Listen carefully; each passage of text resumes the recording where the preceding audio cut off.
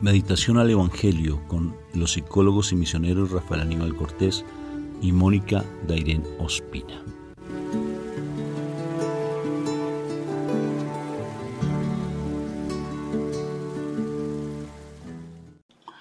Bueno, un fuerte saludo de paz y bien. Dios me los bendiga a todos ustedes, que el Espíritu Santo los siga iluminando.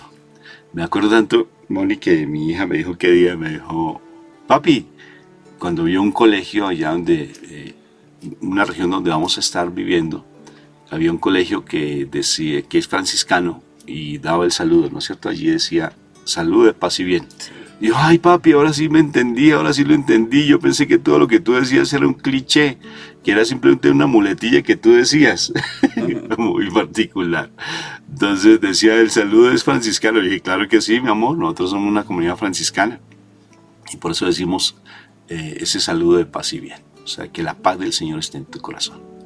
Bueno, mi amor, ¿te parece si invocamos la Santísima Trinidad para que este momento sea sagrado y sublime? ¿Te parece? Por la señal de la Santa Cruz de nuestros enemigos, líbranos, Señor, Dios nuestro. En el nombre del Padre, del Hijo y del Espíritu Santo. Amén. Padre, te doy gracias, Señor, porque todos los días es una preciosa oportunidad que tú nos das de crecer en tu amor. Gracias, Papito Dios del cielo hermoso. Gracias por este momento que tú nos ofreces, que tú nos das. Para cada día estar muriendo a nosotros mismos. Para cada día morir a nosotros, porque a veces nos sentimos tan imprescindibles a veces en la vida. Pero tú eres el único que realmente prevalece por toda la eternidad. Nosotros solamente somos unos administradores, Padre, de tu obra. Gracias, Papito Dios, por ese amor y esa misericordia que tienes para con nosotros. Gracias, Padre Santo. Te alabo y te bendigo por siempre, por tu amor y misericordia para con nosotros. Amén, amén, amén y amén.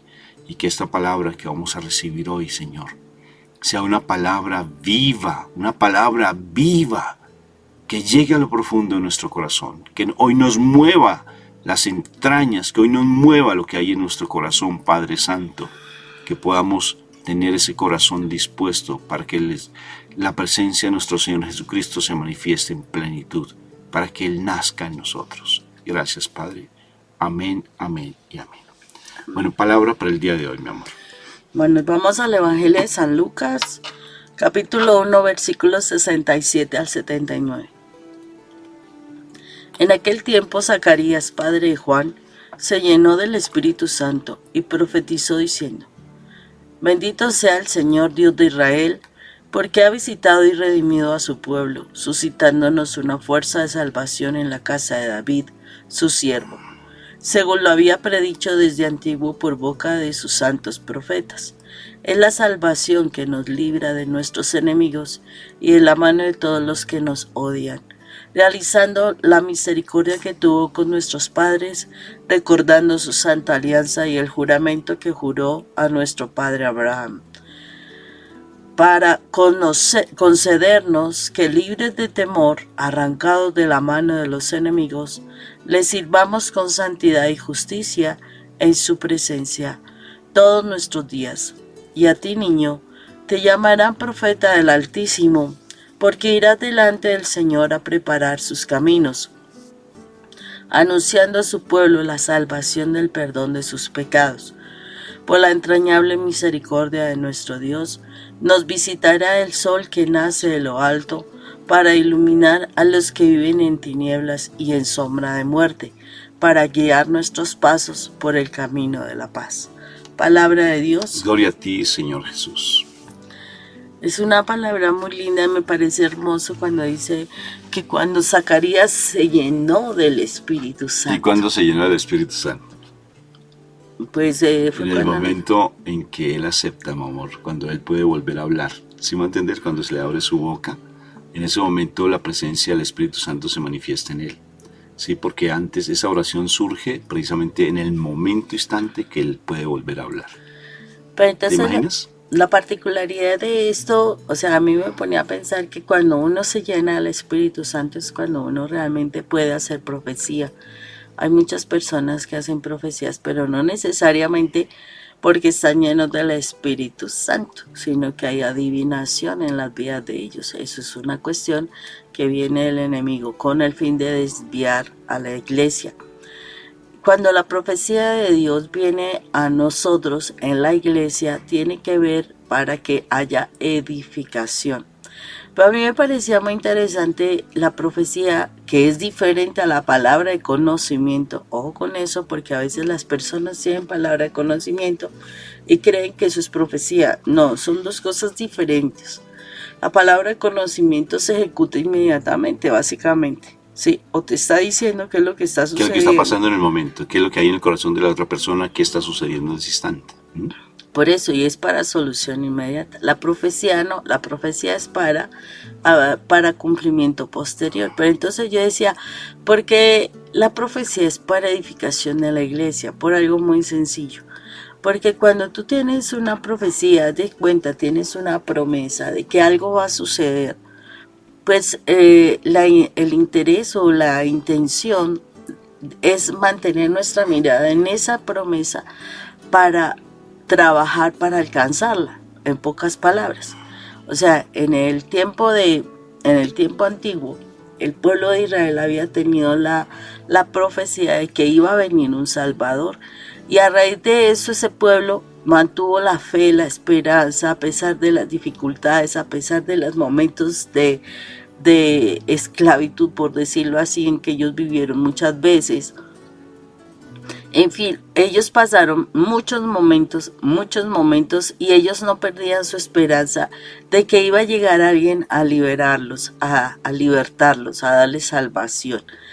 La diferencia es que lo particular de la profecía es que no necesariamente es una cuestión como hacían en ese momento el pueblo. Ellos pensaban que venían a liberarlos de la esclavitud romana, poniendo a una persona en el trono y bueno, que iban a tener control de cosas y de todo. No, ya la situación de la profecía tiene mucho que ver con tu condición espiritual.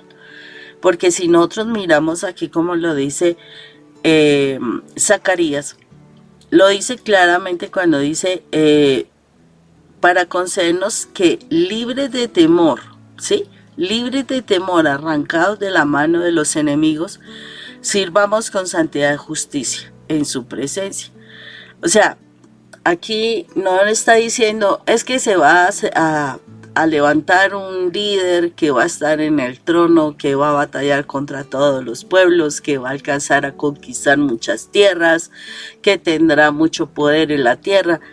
No, no dice nada de eso. Aquí no está diciendo que iba a ser liberarnos de temor, que nos iba a liberar, como lo dice más adelante, de la oscuridad, de la tiniebla y de la sombra de muerte. O sea, son dos cosas muy diferentes.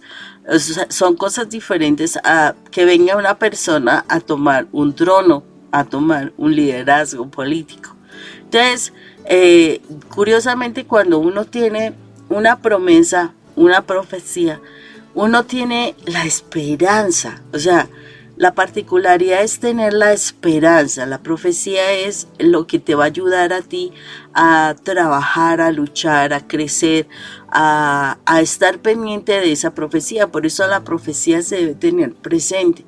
O sea, cuando tú tienes la promesa, cuando tú estás estudiando la palabra y tienes una promesa, porque la pides específicamente que el Señor te dé una promesa sobre alguna cosa y tienes esa palabra de promesa, es una palabra que tú no puedes quitar de tu mirada. O sea, tienes que tenerla presente. No es como alguna vez le escuché a alguna persona, es que es como obligar a Dios a que haga las cosas. No, no es obligar a Dios. Cuando Dios te da una promesa, el tener presente esa promesa implica que tú también tienes que hacer un trabajo, y tienes que hacer un trabajo de santificación. Porque miremos que ahí dice que para que sirvamos con santidad y justicia, ¿sí? O sea, si yo tengo en mirada la promesa, ¿sí? Si yo tengo en la vista mía, presente esa promesa, yo voy a trabajar por alcanzarla, ¿sí? Voy a esforzarme por alcanzar. No soy yo la que lo voy a dar cumplimiento, pero me voy a preparar para recibir la promesa en el determinado momento. En este momento que Zacarías habla de que llega su hijo Juan y que él le ha suscitado una fuerza de salvación en la casa de David, y habla de que su hijo le va como dice así, y a ti niño te llamarán profeta del Altísimo, porque irás delante del Señor a preparar sus caminos, anunciando a tu pueblo la salvación por el perdón de sus pecados. ¿Qué significa? Que precisamente, o sea, él ya tiene, o sea, como que ya está mirando que esa promesa que ellos tuvieron en el antiguo, porque lo dice, cuando lo tuvieron en el antiguo, ya está pronto a cumplirse, está pronta a cumplirse. Y él está diciendo, o sea, la bendición para él, y ahí sí, lo que él ve en su hijo es que él va a ayudar en esa labor de esa venida del Salvador. No está diciendo que su hijo es el Salvador. Él está diciendo que él va a venir a anunciar, sí, el perdón de pecados. Pero está diciendo, él va a ir delante anunciando algo, pero la promesa, o sea, mire que la visión es la promesa. La promesa es esa persona, ese ser que va a venir a liberarlos, no que su hijo los va a liberar. Él va a ir anunciando que viene esa persona. Entonces, por eso es que es tan importante para nosotros, cuando tengas una promesa, tenerla presente para que tú ir trabajando. Llega el momento en que tú vas a tener la convicción de cuándo se va a cumplir la promesa. No tienes ni el día, ni la hora, la fecha específica, no, pero tienes la convicción en tu corazón de cuándo esa promesa se va a cumplir y vas a trabajar por el cumplimiento de esa promesa. Eso lo mantiene a uno en esperanza, eso lo mantiene a uno en esa fe, en ese tengo que seguir adelante. Esa es tu motivación para seguir en el camino del Señor. Cuando tú no tienes promesas, tú facilito te sales del camino, facilito te desvían. Cuando te plantean algo diferente, si tú no tienes una promesa, te plantean cualquier cosa y tú sigues ese comentario, esa comunicación que te dan, esa idea que te dan, tú la sigues y con mucha facilidad te vas a desviar del camino. Por eso es que nosotros nos perdemos tan fácilmente, porque no trabajamos con promesas, las promesas de Dios. La pregunta es, si a Dios le gusta eso y nos da en su palabra tantas promesas, ¿por qué nos da miedo tenerla presente? No quiere decir, Señor, es que tú me dijiste tal cosa. No, Señor, acuérdate que tú me dijiste esta situación. No sé cuándo la cumplirás, Dios mío, pero no te olvides de esa promesa. No sé cuándo la va a cumplir, pero, Señor, no te olvides de esa promesa. Eso hace que yo trabaje para llegar a obtener esa promesa. Pero trabajar significa trabajar mi corazón, perdonar, crecer en mi fe, crecer en mi relación con Dios, mejorar mi relación con las demás personas. O sea, eso es el tener presente a esa promesa. No es que yo le voy a decir, no, Señor, es que tú me dijiste esto, entonces yo voy a hacer esto y esto y esto para obtener eso que tú me dijiste. Así no las cosas, no hay que ayudarle a Dios, porque muchas personas le tratan de ayudar a Dios.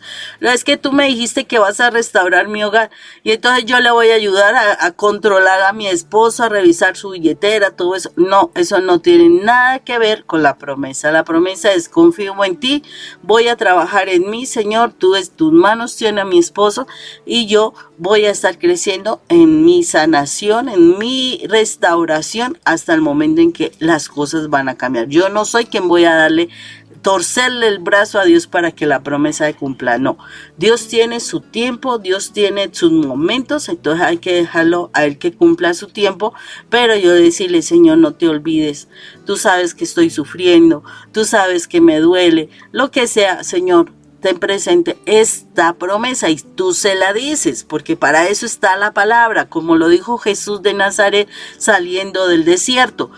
Escrito está tal cosa, ¿sí? Entonces, cuando yo tengo la promesa, Señor, tú me dijiste en tu palabra esto, y entonces eso es lo que uno le dice a Dios. ¿Qué es torcerle el brazo a Dios? Mira lo interesante ese de torcerle el brazo a Dios. Así. Ay, espera que me duele. No, que ya estoy crujiente. Eso es torcerle el brazo a Dios. ¿Y qué es torcerle? Pero fíjate, lo interesante es que a veces nosotros cuando hay una promesa, Moni, no creemos y queremos que la promesa se haga a nuestra voluntad, se haga ya, y entonces empezamos a actuar de una manera que no es. Por ejemplo, si Dios dice, yo voy a restaurar tu hogar, como por ejemplo, hay una lectura muy linda que está en Oseas, capítulo 2, ¿recuerdas? La promesa que le hace Dios a Oseas de que su esposa va a transformar su corazón. De que, sí, en el caso nuestro, pues la realidad no solamente esposa, sino el esposo, que va a transformar su corazón, pero lo va a pasar por el desierto. Dice así, lo pasaré por el desierto. Entonces nosotros no queremos que sufra. Y entonces andamos con nuestro maletín de primeros auxilios corriendo para que no sufra. Ay, sí, yo le voy a prestar este dinerito y yo voy a dejar que se aproveche de mí y yo voy a dejar que perder mi identidad como mujer. Lastimo. Voy a más mi dignidad como mujer. Sí, y me lastima y todo eso porque quiero que realmente, como él ya me prometió que va a restaurar mi matrimonio, entonces yo quiero que él venga ya y hago lo que él quiera y él haga, ese hombre haga o esa mujer haga todo lo que desee en la casa. No, así no es. Por eso, si él ya prometió, hay que dejar que la persona pase por el desierto. Léete Oseas capítulo 2 y lo verás, que es una promesa muy linda para el matrimonio, cuando alguien está lejos y si Dios te prometió. Y mira lo interesante de la promesa, Mónica, con respecto a humanamente hay muchas promesas. Muchas. Por ejemplo, el trabajo. Tú haces un contrato de trabajo y queda convenido, o sea, prometido, que te van a pagar mensualmente o quincenalmente o semanalmente. Entonces tú trabajas confiando, ni siquiera piensas, confiando en que te van a entregar ese dinero ese día. Nosotros trabajamos con los terciarios capuchinos y hacemos parte de la comunidad de los terciarios capuchinos franciscanos. Y cuando trabajábamos con ellos, súper recontracumplidos en el pago. Sabíamos que 2 días antes ya tenían el dinero y nos pagaban. Y nosotros andábamos con una ansiedad llamando, ¿no? Ese mismo día, ya pagaron a las 8 de la mañana, ya pagaron, porque uno quería gastarse el dinero cuanto antes. Sí, pero hay personas que tal vez no cumplen con esas promesas. Pero estamos esperanzados con eso. Esperanzados de que tal vez vamos a tener para pagar la mensualidad y pagar todo lo que nos corresponde, los biles, como se dice en Estados Unidos, ¿sí? Y pagar todas las deudas que tenemos. Pero siempre hay unas promesas. Ahora, lo particular de todo es que Dios recuerda ese pasaje que dice que Él no es hijo de hombre para que mienta, ni hombre para que se arrepienta. No es hijo de... Dios no es hombre para que mienta, ni hijo de hombre para que se arrepienta. Por eso yo estaba diciendo lo despacio para que tú me corrigieras, porque generalmente me corriges, pero está bien. Entonces lo repites más duro, ¿cómo es? Y está en números. En números, ya te digo. Números, sí, ya te digo. Entonces ese pasaje nos dice que Él no es un hombre para que Él esté mintiendo, ni es hijo de un hombre para que esté faltando a su promesa. Así es realmente lo que quiere decir ese pasaje, que Él no está allí para que nos esté haciendo dudar de lo que Él nos plantea y nos promete, ¿sí? Y si Él nos promete algo, Él lo cumple. Solamente que nosotros de por sí no tenemos la paciencia y la serenidad y la confianza plenamente en Él para que podamos nosotros confiar de que Él va a actuar. Cuando Zacarías habla, que me parece tan linda esa oración de Zacarías, pues lleno del Espíritu Santo, precisamente recuerden que él viene mudo por 9 meses prácticamente porque él no creyó en el Señor Jesucristo. El Señor Jesucristo lo lleva al desierto, si se dan cuenta lo lleva al desierto, y él se queda mudo siendo un maestro pues de la ley, o sea, porque él era un sacerdote de los judíos, y él se queda mudo. Y cuando Isabel le dice, él se llamará Juan, porque le dice no se le pondrá el nombre de Zacarías, sino se le pondrá el nombre de Juan, con autoridad, él accede a escuchar la voz del Señor en ese momento tan lindo, porque ella se deja llevar por el Espíritu Santo y hace esta oración tan hermosa cuando deja de hablar, cuando está mudo, cuando vuelve a hablar, hace esta oración tan linda. Y es una oración que todos los días en las comunidades, cuando hacen la liturgia de las horas, en las mañanas, muy temprano, y sobre todo a las 6 o 5 de la mañana, cuando las comunidades se reúnen, siempre están haciendo esta oración, que es muy hermosa. Sí, es una oración súper linda, donde lo que hablábamos en algún momento, la oración, yo no sé, esas oraciones exaltan tanto el nombre de nuestro Señor, exaltan tanto el nombre de nuestro Padre Dios, todas las oraciones, miren las oraciones del Antiguo Testamento. Y nosotros de por sí lo único que salimos, como tenemos afán porque el milagro se cumpla, porque la promesa se dé ya, entonces empezamos simplemente a hacer una quejabanza, quejabanza, quejabanza, quejabanza, y andamos como una veleta así en el mar, sin ton ni son, porque realmente no nos dejamos, no confiamos en lo que la palabra dice. ¿La encontraste o no? Sí, dice, Dios no es hombre para que mienta, ni hijo de hombre para que se arrepienta. ¿Y yo qué dije? Tú dices que no es hombre para que sea, que no es hijo para que sea... No, se volvió eso. De todas formas, él no es realmente una Dios persona... Dios no es hombre para que mienta, ni hijo de hombre para que se arrepienta. O sea, que él cumple su promesa. ¿No? Él cumple las promesas. Entonces, por eso, Rafa, es tan importante nosotros tener presente las promesas del pueblo de Israel. Yo digo, tantos momentos en que el pueblo de Israel fue sometido, fue esclavizado. Desafortunadamente fue por el pecado del mismo pueblo. O sea, uno no puede decir que el pueblo de Israel fue excelencia, no. O sea, la Biblia no nos niega que el pueblo de Israel cayó en idolatrías, que el pueblo de Israel cayó en pecados, que el pueblo de Israel hizo muchas cosas que fueron incorrectas. Eso lo llevaba a esclavitud y ahí lo habla claramente, la esclavitud. Pero resulta que asimismo ellos tenían la promesa de que iba a venir alguien que los iba a libertar. Lo que no sabían era que los iba a libertar de esa esclavitud hacia el pecado, ¿sí? Que es diferente a la esclavitud hacia las personas. Entonces, porque eso era lo que nuestro Señor iba a venir a hacer, hacernos libres del pecado. Cuando somos libres del pecado, somos libres, dejamos de ser esclavos de las personas, esa es la verdad, porque la mirada cambia, la forma de pensar cambia, el hablar cambia. Entonces, por eso es que es tan importante la promesa. La promesa nos lleva a que nosotros podamos ver cosas en el futuro. Que, no, es que yo quiero verla ya cumplida, ¿no? ¿Cuántos años pasaron en el pueblo de Israel para ellos tener la promesa cumplida? No más cuando ellos tuvieron la promesa de que iban a ser libres de la esclavitud de Egipto. ¿Cuántos años pasaron? Pasaron 430 años hasta cuando Moisés aparece para liberarlos. Y en ese momento, ellos como que querían ser libres, pero también, no, es que estamos viviendo muy cómodamente, no. Ellos querían volver a comer las ajos y cebollas. Exactamente. Querían otra vez volver a lo mismo, ¿no? Entonces, la situación es que muchos estaban preparados, muchos no. Tanto así que de todos los que salieron de Egipto en ese momento, solamente los de la tribu de Josué, básicamente, fueron los que salieron y Caleb. Fueron José y Caleb. Los únicos que se mantuvieron precisamente, y allí claramente Josué cuando dice, en mi casa y yo serviremos al Señor, y ellos fueron la única tribu que salió del desierto y llegó a poseer la tierra prometida. Entonces, los demás, todos los que salieron, solamente llegó la descendencia, no los que salieron a poseer la tierra prometida, porque ellos seguían anhelando y añorando la tierra de la esclavitud. Pero mira, Bonilla, que como hace la referencia de Josué, es tan particular porque cómo fue el comportamiento de Josué y Caleb, porque fueron esas dos descendencias de Josué y Caleb, porque ellos dieron la tierra prometida cuando había una promesa de parte de Dios que ellos verían la tierra prometida. Pero fíjate por qué no vieron la tierra prometida en esa promesa que dieron. O sea, la vieron, pero posteriormente.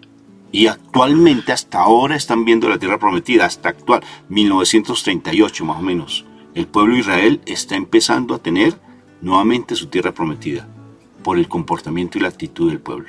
¿Por el pecado? Por el pecado. Fíjate que manda 12, y Moisés manda 12 espías a ver la tierra prometida. Moisés no podía por su infidelidad, porque no creyó. le dio 2 palazos a una piedra y por su infidelidad y por su falta de creer en la promesa que Dios le hacía, se desesperó Moisés y perdió la promesa. Perdió la promesa de pisar la tierra prometida. Él la vio a la distancia. La vio a la distancia, pero no la pisó. Entonces mandó a 12 espías, y entre esos estaba Caleb, que era el viejito, y Josué, que era el jovencito. Y cuando regresaron los 12 espías, los 10 espías empezaron a quejarse. No, es que eso es difícil, realmente si fluye leche y miel, hay gigantes, cargan racimos de uvas entre 2 personas con un palo porque eso es muy grande, es imposible, es que no vamos a poder con ellos. Y solamente Caleb y Josué se mantuvieron fieles y dijeron: contra ellos podemos. Denos las herramientas y vamos a vencer a esos porque están invadiendo nuestro terreno. Ellos 2, y fíjate, por ser fieles a la promesa, ellos 2 fueron las únicas descendientes de Josué y Caleb que pisaron la tierra prometida. Pero mira, es impresionante, mira que lo que tú estás diciendo en este momento es fundamental. ¿Sabes por qué? Y eso es lo que a veces las personas no se dan cuenta. Para tener la promesa hay que pasar una conquista, ¿sí? Para obtener la promesa hay que pasar la conquista. Ellos tenían que desalojar todos esos gigantes y todo que estaban en la tierra prometida. El mal no querrá soltar nuestro hogar. El mal no querrá soltar nuestros hijos. Entonces, ¿qué significa? Que yo tengo que hacer una batalla. Yo tengo que hacer una batalla en el plano espiritual para poder conquistar lo que el Señor ya me prometió. O sea, las cosas no es, ay, tenga y coma y ya, y no. No, ellos tuvieron que batallar, ellos tuvieron que lograr cosas. Entonces, así mismo el Señor nos está diciendo a nosotros, o sea, ustedes tienen una promesa, pero tienes que prepararte, claro, tienes que ser fuerte. Ser esforzado. Mira el pueblo de Israel, amor, lo que les pasó. El pueblo de Israel ya tenía en la promesa, hubo un libertador, mostró prodigios y señales, lanzó la vara contra el piso, se le convirtió en una serpiente, hubo una apertura del mar Rojo, se abrió, había un fuego que en la noche mostraba el camino por donde debían seguir, había una nube que resplandeciente, una nube que les mostraba por donde tenían que seguir, había muchos prodigios. Moisés se va un poquito, el líder sale un poquito y el pueblo otra vez vuelve a lo mismo. ¿Qué fue? Que a las quejas, a las situaciones, vuelve a lo mismo. Es que estábamos mejor ahí haciendo esclavos, porque es que teníamos y a la idolatría. Vuelven a lo mismo, como estaban en pueblo idólatra, como los egipcios. Entonces, ¿qué sucedía? Que querían vivir lo mismo porque donde se vive se contaminaban de esa misma y querían esa idolatría. Hicieron un becerro de oro para idolatrarlo. Perdieron su identidad, perdieron su camino a pesar de que tenían una promesa. Y en ese momento, por esa infidelidad, 40 años en el desierto. Cuando el desierto, uno se pone a mirar desde Egipto, desde donde estaban, hasta la tierra prometida, se pasaba en meses. Eran 11 días caminando. Caminando. Perfectamente la pasaban. ¿Pero por qué 40 años? Un día se les convertía en un año. ¿Sí? ¿Por qué? Por la infidelidad, y tuvieron que batallar muchísimo contra muchos pueblos. Por tanto, si Dios nos dio una promesa, empieza tú a batallar esa promesa en la santidad, buscando la palabra, amando al Señor más que... mirando a Dios. Sí, mirando a Dios más que tu promesa. Porque es que nos ponemos a mirar, yo quiero, por ejemplo, claro, yo me pongo a mirar la promesa todo el santísimo tiempo y me vuelvo obsesivo con la promesa, y tan obsesivo me vuelvo que pierdo lo fundamental que es la esencia de Dios y la unidad con Dios. Pierdo mi esencia y por eso no veo la tierra prometida. No soy fiel a las dificultades que se me presentan. Me da mucho miedo frente a los problemas. Me pongo realmente a estar en angustia y en desespero. Cuando no tenemos la paz y la misericordia de Dios, que es paz plena, la perdemos con facilidad. Perdemos esa esencia de lo que Dios nos prometió. Si Dios me prometió que me va a dar un regalo, pues no me pongo a mirar el regalo. Trabajo para lograrlo. ¿Y cómo lo trabajo? Desde mi fe, desde mi santidad, desde mi creencia en el Señor, desde mi amor hacia, por ejemplo, los sacramentos, estar pendiente a comportarme adecuadamente con mi cónyuge, estar callando y en vez de estar peleando, pues cuelgo los guantes, porque me pongo tan como volteándole el brazo, no, torciéndole el brazo, sí, así como tú hiciste, torciéndole el brazo a Dios. No. Sí, es que me tienes que dar esa promesa y la promesa, no. Y te vuelves tan obsesivo con eso, pero tan obsesivo que la pierdes. Que la pierdes. Bendito sea mi Dios por esa palabra, ¿verdad? Amén. Espectacular. Oren todos los días, hagan esa oración tan linda que hizo Zacarías, que es súper linda. Dios me los bendiga, que tengan un día espectacularmente bendecido en Cristo Jesús. Dios los bendiga. Amén.